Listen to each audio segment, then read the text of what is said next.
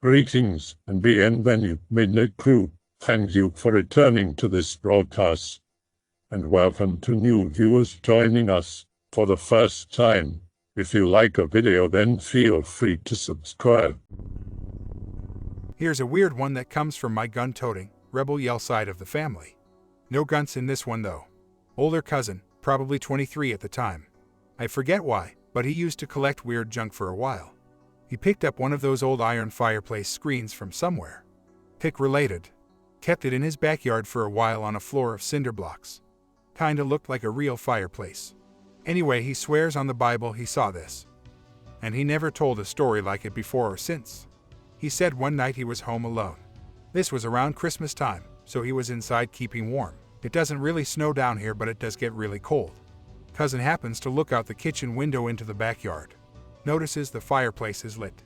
Thinks he's imagining things and looks at it to make sure. Sure enough, he can see embers kicking up around it. He freezes. There's something else out there too. A little black man in front of the fireplace, doing something.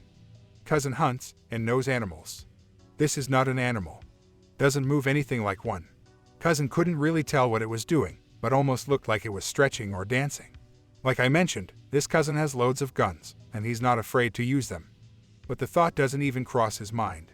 He said he got spooked instantly. He shuts off the kitchen lights quickly and stands there in the dark watching the little man. He said creeped backwards towards his room and locked the door behind him, then got into bed and forced himself to sleep. He always said, "I'm a grown-ass man, but I wasn't about to screw with that." Also, I mentioned it never snows down here. That was one of the only years on record when it did. Story spooked me good when I first heard it. 2016. Summer. Decide to brew some homemade beer because I'm bored. Friend has some supplies. I buy the rest. Cheekily decide to begin my endeavor by making a toast to the good people. Pop open a bottle of good ale and say a few words. Pour out a fat drop, then drink the rest. Begin brewing. Instantly making tons of small and stupid mistakes. Probably ruined the batch like 30 minutes into the process. Oh well, keep going. May as well see how it all turns out, right? Plus I promised the wee folk a draft of bubbly. When it's all said and done and ready to ferment, I do not have exceedingly high hopes, but I wait. If you've made beer before, you know you have to wait a while before it's ready to go. Over the course of a few weeks, I keep busy. Notice I keep having dreams of a little man who wears a blue nightcap that drags behind him as he walks. He's always poking around in my room, messing around with my fermenter. "Whatcha doing?" I ask him one night. "Fixing your mess," he says, laughing. These dreams always feel real, and usually wake up convinced they really happened, until I rub the sleep from my eyes. Anywho, the night before I'm ready to drink the fruits of my labors, I dream of the little man again. I forget exactly what happened, but he seemed happy. The next day, I pop open the first brew, pour a good glug into a small bowl and place it in the garden for my little friend. Then pour myself a glass and sit by the garden to enjoy my hard-earned swill. I notice the bowl of beer is already drained. Well, that was fast. I hope you liked my mess, good sir. I take a long clean sip. Lo and behold, it's not a mess at all, but the finest drop of ale I've ever had. Thanks for the drink, fair folk. I owe you one. And as the rhyme that I just made up goes, Pixie, Brownie, Elf, or Gnome, always welcome my home. In the laundry room in my new apartment complex. The place is kind of a dump and the laundry room is old as hell. Anyway, I'm pulling wet clothes out of washer. About to dump them into the dryer when I hear a click. Pause. At this point, the way I'm positioned, I can see right into the back of the dryer. There's what looks like a round door at the very back, open, with round hole. Basically looks like a round door with a round doorway. This is the unbelievable part. I see a tiny arm that pokes out of the hole quickly. Looks just like a regular human arm, with normal human fingers, just very small. The arm reaches out, grabs the door, and closes it shut. Immediately, it's like the little door disappears. No gaps or anything to indicate it was ever there.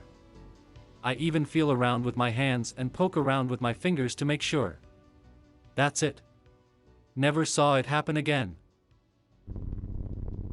So last summer my fiance and I moved to a large and beautiful old house in a small town in the Northwoods of Wisconsin. I know it seems like the most cliché haunted house story ever.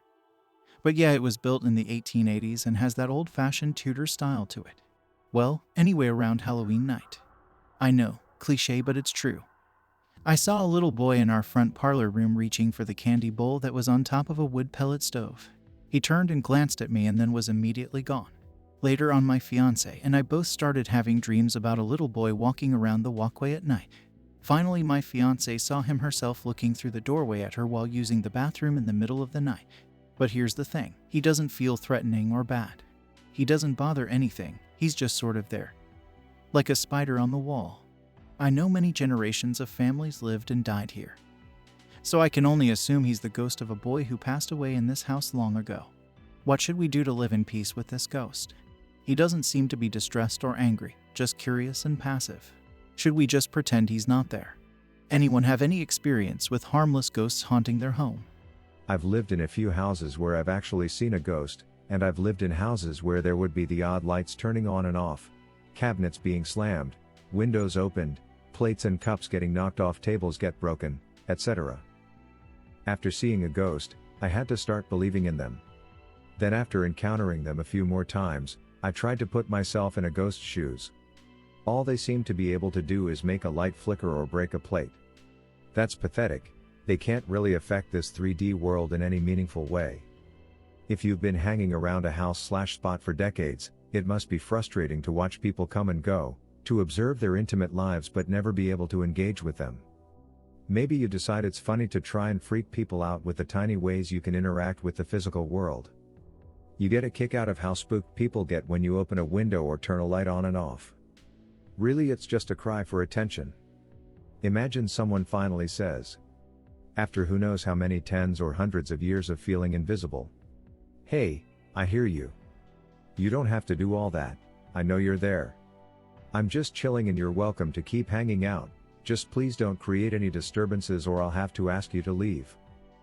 Every time I've done that, the lights flickering and the plates breaking and whatever else has stopped.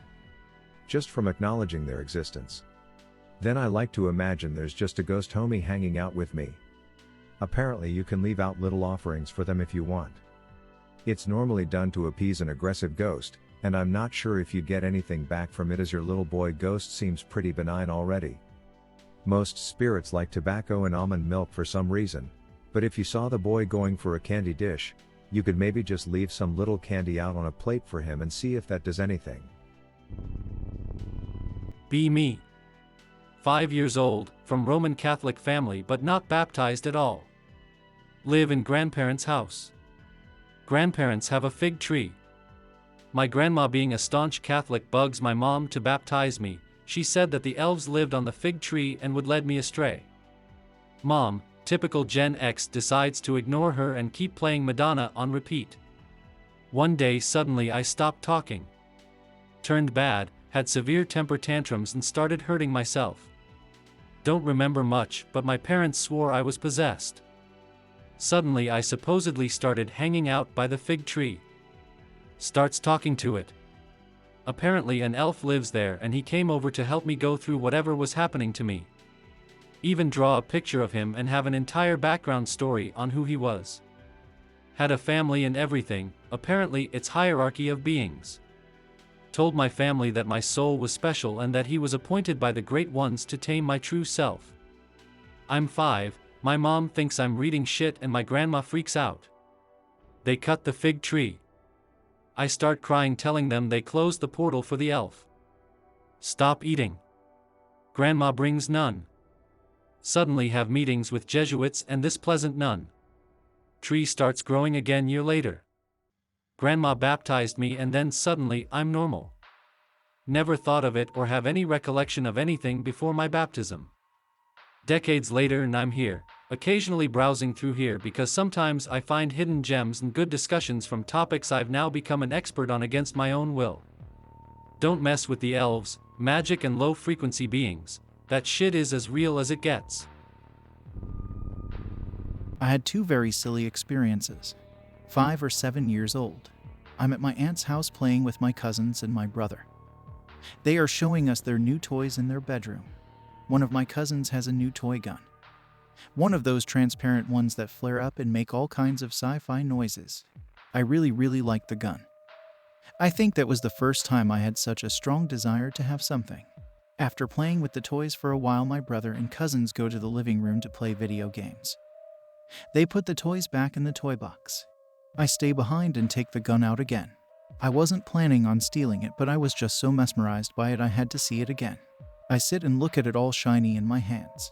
Suddenly the gun lights up. No sound, just a bright red light. I don't even have time to react to this when a deep voice emerges from the gun. Hello, Anon. The toy gun speaks to me. I obviously freak out and throw the gun back into the toy box. Run to the living room, immediately block what I just had experienced and happily play video games. Never see the gun again. Years later I remember and wonder what was all that about. At my age I obviously think I probably imagined the whole thing, but you have to wonder. I recall the presence didn't really feel threatening. It just catched me off guard. I do feel like it was reacting to my feelings of greed though. I haven't been able to find the precise model it was either. There's too much of them. Second one.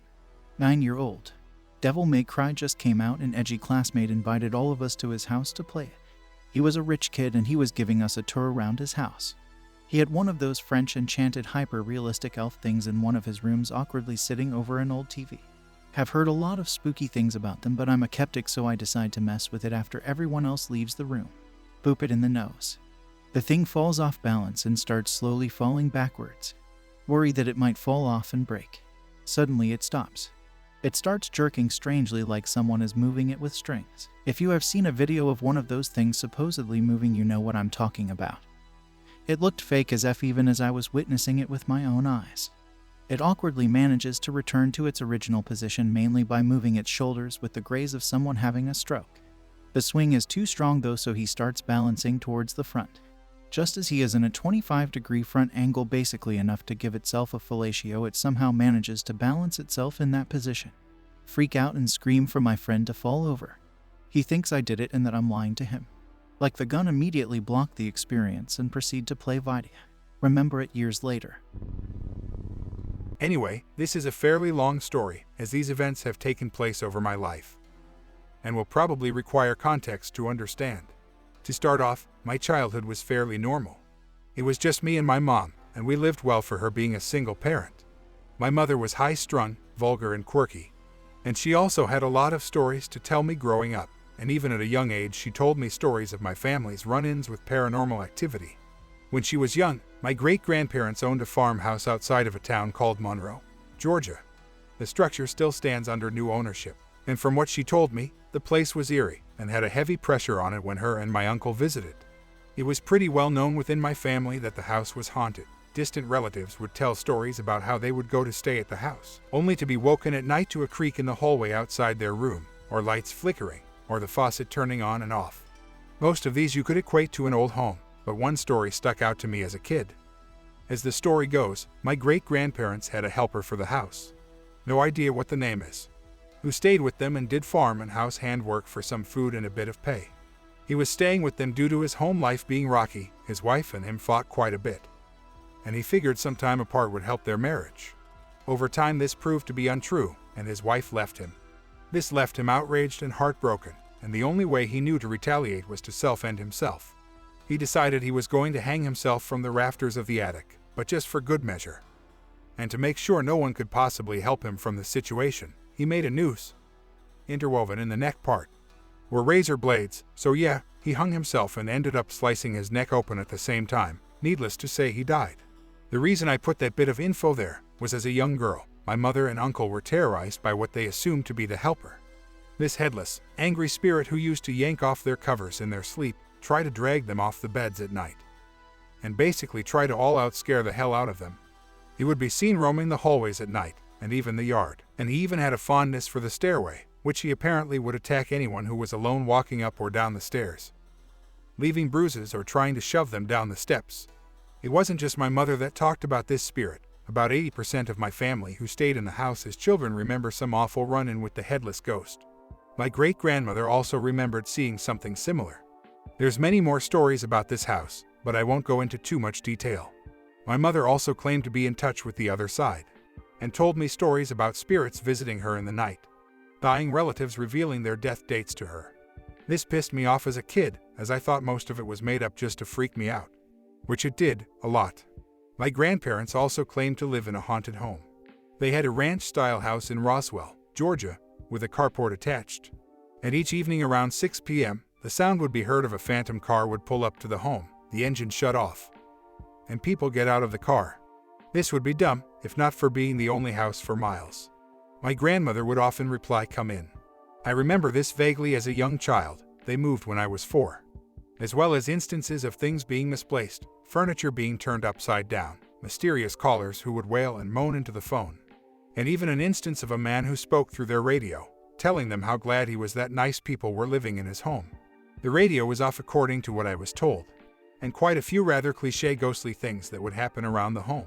And to this day my grandfather talks about a lady in white who visits him, whom he dubbed the Angel. She warns him of upcoming disaster and assures him of family members' wellness. My grandfather is a bit senile now and doesn't talk about it much, but this has gone on my whole life. And my mom tells me it's something that's been happening for quite some time. I guess the point of this is to give a bit of backstory into my family's haunted history. I'm not sure what I believe or not. My family are quite no-nonsense and fairly devout religiously. The only person who actively denounces most tales are my uncle, who gets real nervous when anything paranormal is talked about. It doesn't come up that often. Which brings me to, well, me, as I said before, my childhood was really normal for what it was. Nothing really stuck out when I was really young. I can only recall 2 accounts between the ages of 1 to 15. The first took place in my grandparents' lake house, the house they purchased after the Roswell home. The house always made me feel uneasy, which is normal for a kid, I guess. It was a really large home with empty space. And there was one time in particular I remember sleeping in the room across from my grandparents. It was their office, and I would sleep on a mat next to an old dell. One night I was having trouble sleeping. I was scared of the dark, and kept talking to myself to reassure myself that everything was fine. In the middle of telling myself everything will be okay, there was a whisper from the corner of the room, which abruptly and quickly replied, "No, it's not," in a rather demanding tone. This scared the shit out of me, and I didn't like sleeping in that room from that point forward. The second instance is when I was 11 or 12, I think. I used to hang out with my mom in her room and watch TV or watch a movie. We were chatting, I'm not sure what about. All of a sudden, she shot up from the bed and sat straight up, staring at me. The instant she sat up, the TV went to static, and all the lights in the house except a lamp next to her bed turned off. She stared at me, eyes open wide, and I don't remember her blinking once. She then let out this blood-curdling scream and fell back in bed. All the electronics in the house are returning to normal. This too terrified me. I was pretty sure she was trying to mess with me, but couldn't recall anything happening. This never happened again. Now, after the many stories, and even those 2 experiences, I was pretty sure it was all bullshit. Even when I did see and hear those things myself, I shrugged off all the old stories that used to scare me off. But that changed. Around 15, my mother and I fell on incredibly hard times. She lost her job, and we burned through savings trying to maintain our way of living. We bounced around for about a year, in and out of homelessness. When my great-grandmother called us, the deal was, she was going to live in an assisted living home, and we could live in her home. In exchange, we would watch the house and see it was kept up. This was a different house than the farmhouse. She moved into it in the mid-70s. It was a small ranch-style house, fairly old, and it was a peaceful neighborhood in Monroe, Georgia. First moving into the house, nothing seemed out of the ordinary. It was just an old lady's house. And me and my mom both were super happy just to have a stable place to live and beds to sleep in. Around the time we moved in, my mother had a stroke and was left unable to work, and I dropped out of school to pick up as many jobs as I could work to keep us afloat along with government assistance. At that time I was a very bitter teen, angry at the world, and just pissed at my situation after losing everything. It was about 6 months into us living there when things started to happen. The first was at night. There would be a small scratching coming from the attic. It was subtle and would happen erratically throughout the night. I thought there was some sort of creature that found its way up there, and we even got an exterminator to come out and check it out. And there were no signs of anything living up there. So the sound continued. Soon after, my bedroom door would open and close itself while I was in the room, and sometimes it would do so continuously for an hour. It didn't really scare me. I chalked it up to air drafts. Even though most of the time there wasn't one, and the door latched fairly strong, sometimes even slamming shut. As time went on, the noises in the attic sounds became what sounded like hard-soled shoes against the rafters, and eventually developed into stomping, waking me from my sleep in the middle of the night, and carrying on sometimes for hours. This didn't scare me either. I was starting at that point to think something was off about the house. I would often yank out of sleep to the sounds and yell things like "shut up" or "knock it off." Sometimes it even responded by stopping for a brief time. The house began to take on a heaviness to it. You could feel it in certain areas like my room, and a separate living area adjacent the living room. I would lay down in my room at night and notice this large black tenderly mass that would sit in the corner of my room, about 5 feet high. It would break apart into pieces and glide against the corners, up the ceiling and reform at the original spot. The only reason I could notice was that it was darker than the darkness in my room. I would often hear scratching against the walls and see flashes of light, like a camera flash for a brief second, and they would be different colors, mainly red, white, and green. I would also notice orbs fly across the room, or depressions against the wall, kind of like when you press your hand against a memory foam mattress. And still, none of this really scared me. Not sure why. It was more of an annoyance to me at the time. There was a time I was truly terrified, about 1.5 years of living in the home. I got up in the middle of the night to get a glass of water. My room was at the end of a long hallway attached to the kitchen. I grabbed my water, and on my way back to my room, I stopped dead in the doorway to the hallway, frozen, and all of a sudden, loud stomping footsteps came running in my direction, and stopped just short of the doorway. I stood there, and just couldn't move. A rotten odor filled the hallway. I slept in the kitchen that night. 2 years into living in the home, my great-grandmother was having some issues with her kidneys, and we knew she didn't have long to live. So she came to live with us in her final moments. She was normal for a few months, but eventually her condition worsened. She became bedridden and was spending her final moments in her bedroom. My whole family came for those few days, visiting with her, talking with her, that kind of stuff. Anyway, the last day she was alive, she had been doing a death rattle. If you've never heard this, it's pretty unnerving all day, and we knew she wasn't long for this world. We set up a baby monitor in her room and kept the other with us so we could monitor her breathing. After my family left, me and my mom sat in the living room and listened to the monitor, watching TV and just sitting in silence, waiting for her last breaths. When, out of nowhere, she started to laugh softly, in a joyful way. Me and my mom both shot up and turned the TV to mute and listened. And she would laugh softly and stop. I began to listen closely and began to hear people talking to her. From what I could tell, 2 girls. They would say something, and then she would laugh. It blew me away. I couldn't believe what I was hearing. The strangest part of it was the way they spoke to her. Whatever they were speaking was so familiar to me, like deep in my subconscious I could understand it, but it wasn't meant for me. So it just came through like muffled gibberish. But just the familiarity to it got to me. We listened for about 30 minutes. This otherworldly conversation. She died directly after we listened to this. We heard her take her final breath. This event shook me the most and made me question my previously atheist beliefs. I don't know what happened that night or who my great-grandmother was talking to, but I know I heard it. It still sends chills up my spine. After my grandmother died, the house went haywire. The noises I would experience every night got louder, and the whole house had a terrible dread to it, especially the room my great-grandmother died in. I began to hear moaning like cliché ghostly moaning in the hallway, shuffling in the kitchen, and laughs coming from outside my window. I started to change too. I became extremely depressed and couldn't sleep. I would stay up many nights and just stare at the ceiling, contemplating very grotesque, violent acts on people I knew or myself. I hated everyone and everything, and these thoughts would skip through my head when I would be around others. Things like stabbing people or choking them until death. Really dark, screwed up things. My mother told me later that I would go to the bathroom and stare at myself for an hour, just staring, and would walk out like nothing happened. I don't remember this. I began to have terrible nightmares. A town in red, raining blood, and me standing over corpses, drenched in blood, with a completely monotone stare, or nightmares where someone would call out for me. But I ran away from the voice, terrified of it. This carried on until I was 19, when I laid in bed, and the voice whom called out to me before berated me as I sat in a pitch-dark room, repeating over and over to self and myself how things wouldn't change, how I was to blame for everything happening to me and my mother. I awoke screaming, And because of that dream, I decided to leave home. I moved away a few weeks later, just unable to take life anymore. I just needed to get away. My mother moved in with my grandparents, and I still support her when I can. After I moved, I felt normal again. The dream stopped, and the terrible thoughts I had toward others left as well. I'm convinced something in that house attached itself to me. My mother didn't have very many experiences when we lived there. For some reason it was focused on me and my room. I don't know how to explain it. I don't know what it was, but I'm glad it's gone. I have seen and heard things since, but nowhere near what I had experienced in that home. And while there were more happenings that went on, I just thought I'd cover kind of the bulk of what had happened.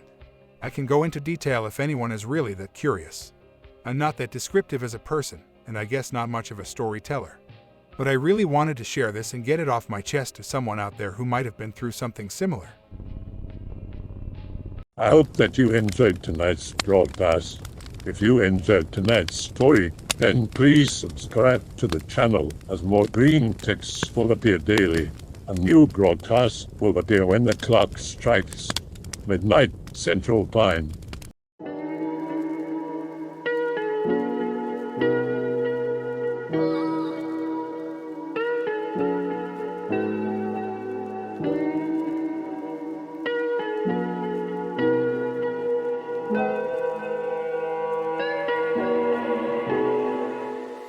Remember to check out the Odyssey page in the description for a second archive of the channel's videos.